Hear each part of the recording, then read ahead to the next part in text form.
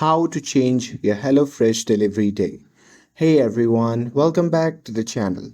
So if you need to get your HelloFresh box on a different day, well here is how to change your delivery day using the mobile app. So now without further ado, let's get started. So first thing first, open the HelloFresh app on your phone and make sure that you're logged in to your account. And now here, once you're inside the app, you can just tap on My Deliveries at the bottom of the screen and then simply choose the week that you want to change.